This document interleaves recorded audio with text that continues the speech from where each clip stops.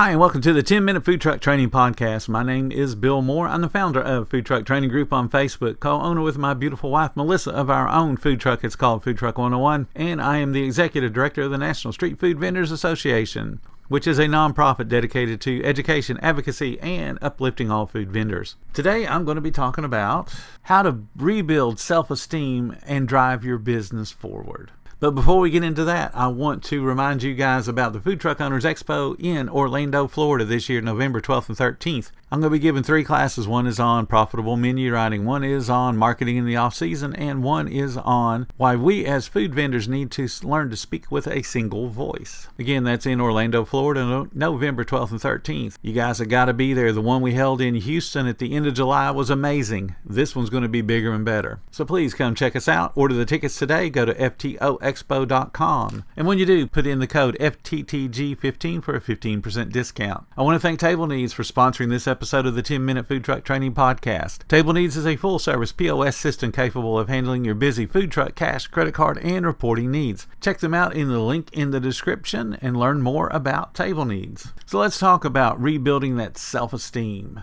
So let me tell you, there is a simple truth. Setbacks are a part of the journey. No one likes to think about having messed something up and having that setback. And it could be something little, it could be something big, but setbacks are a part of the journey. You can never be 100% successful.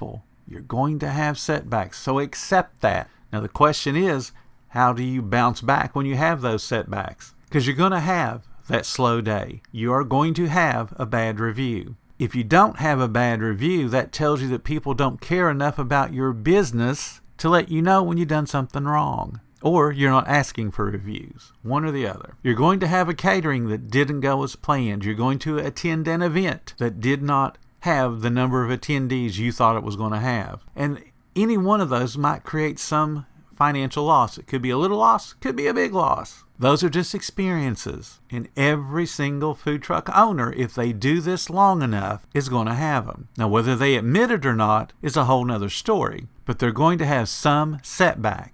They're going to have some financial loss. It happens. The sad thing is, when it happens, it can shake a lot of people's confidence. It makes them question their abilities. And in some cases, it makes them feel like they're stuck, especially if they have maybe 2 of those instances in a row, or 3. They feel like, there's a problem. Here's the thing. Every setback actually is an opportunity for you to get better. It's a chance to learn. It's a chance to grow. It's a chance to come back stronger. Yesterday, I talked to you guys about me being in an instructional league as a baseball player, and I was a pitcher facing the most notorious home run hitter in our league. Well, let me tell you another story. We go all the way through that particular season, and we only lost 1 game. We get all the way through the playoffs, no problem. We breeze right through it. We win every single game handily. We get to the championship game. Now, we're against a team we've already beaten in the past, so we were super confident. The coach, because of the way that, again, the league only allowed us to pitch so many innings, was very conservative about me. He felt like if we can win up until we get to that last game, we're going to have Bill pitch all 6 innings. So he kept me in reserve, which was good for me. I liked pitching. After I got that 1 home run hitter out, I was super confident because nobody else was as good a hitter as he was in our league. And the team that we're facing, again, we'd already beat them. I had beat them. So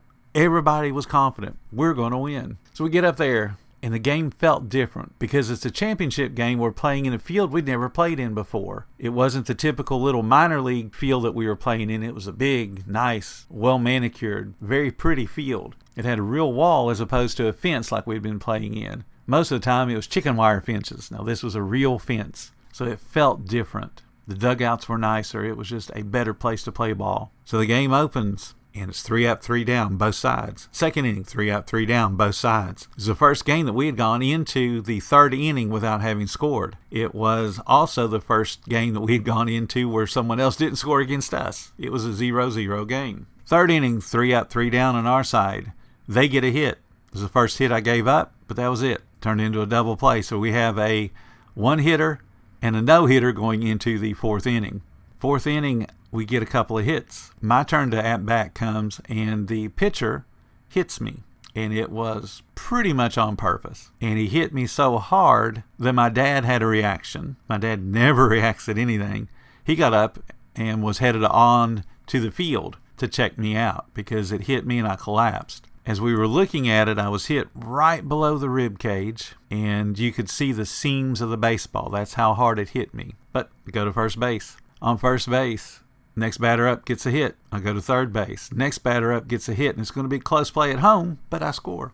And, of course, where everybody's cheering and going crazy because now we're ahead. Get into the next inning where I have to pitch, and everybody's worried that I'm going to be able to pitch. Good thing was it hit me on the left side as opposed to having hit me on the right side since I'm a right-hander. So I pitch, and they get a couple of hits, no big deal, but they're starting to hit me more and more, so the coach takes me out. So they get a couple of players on, which will be my responsibility if you understand how baseball scoring goes. Brings in another pitcher, and of course that pitcher gives up a couple of hits. So now we're behind 2-1. This is the closest game that we have played all season long, and in a technical sense, I'm going to be the losing pitcher unless our team can at least score one more run and make up for the two that were my responsibility. Well, the game ended as a 2-1 loss. The only loss that I had that whole season, of course, it was a championship game, and I was totally crushed. I fully expected us to win. I was that confident. I knew that I was a good pitcher because I'd proven it game after game after game, but we lost. Now that setback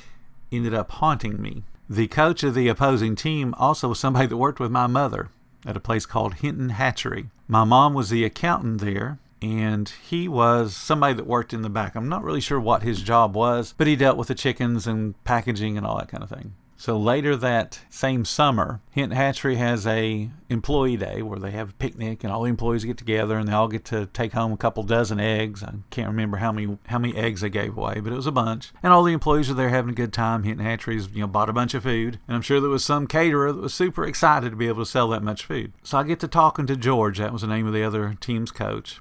And I'm talking to George, and he says, we won that game, or we're talking about the game. And I said, that pitcher hit me, and it hurt pretty bad. And I showed him I still had little remnants of the bruise. And he said, I didn't tell him to hit you. I would never do that. And I believed him. So he said, let me tell you what we did to prepare against you.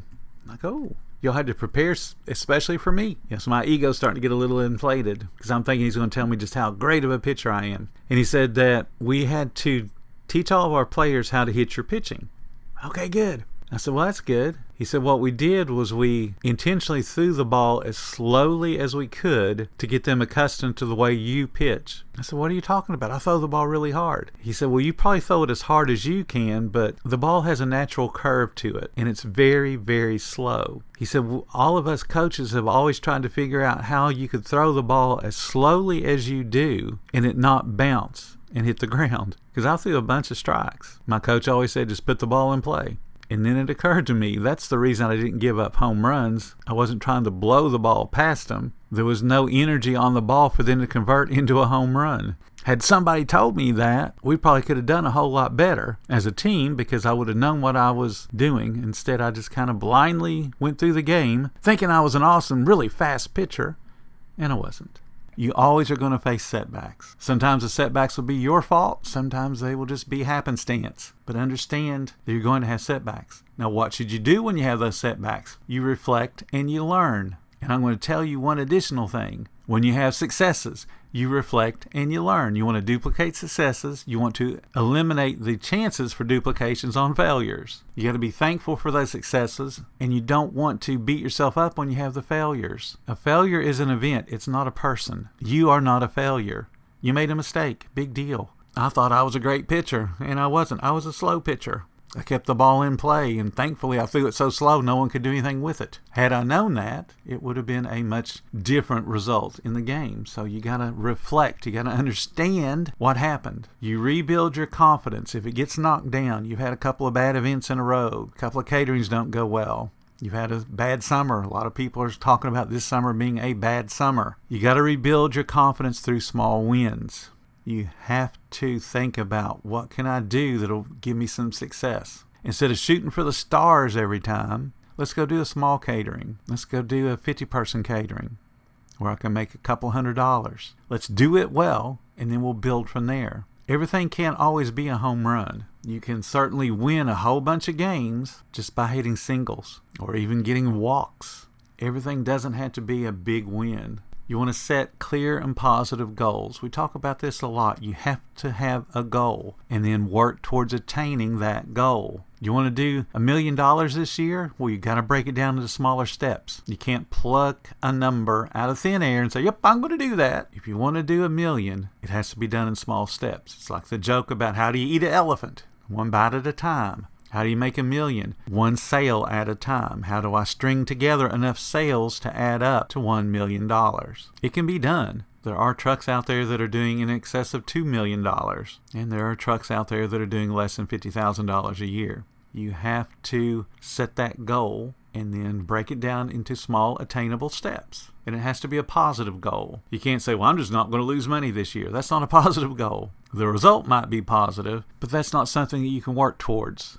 Preventing something is not really a goal. Preventing losing money, not a goal. Each step that you take towards that goal that you've lined out, we're going to do $1 million this year. Well, that means that first we have to do $19,600 a week. That means just under $3,000 a day. How are we going to do that? So the first time you hit that $3,000 a day, it's a little celebration. Nowhere near $1 million, but it is a celebration worthy of duplication. Surround yourself with support. There are so many people in this business that are fighting tooth and nail with their family, with their siblings, with their parents, with their spouse, just to be able to open today.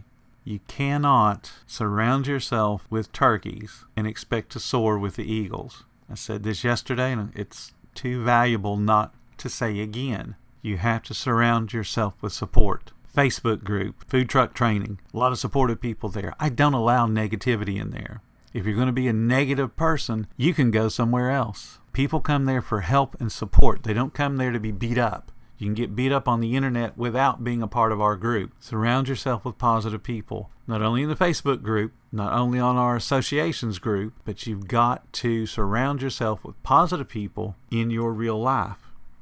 You got to have that mentor, you got to have that coach, you got to have that person that's going to tell you, yes, you can do it. And if they got experience, they can explain to you how you can do it.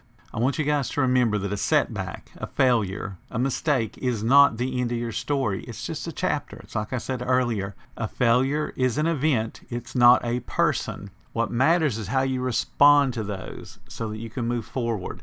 You have to acknowledge and accept that there's going to be setbacks. That's all they are, is a setback. You got to reflect on the lessons they learn, and then you want to rebuild your confidence through those small wins. Set those goals. Surround yourself with support. You can turn any setback into a setup for success.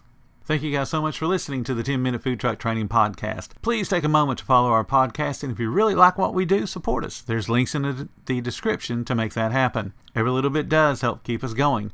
Until next time, you guys have a profitable day.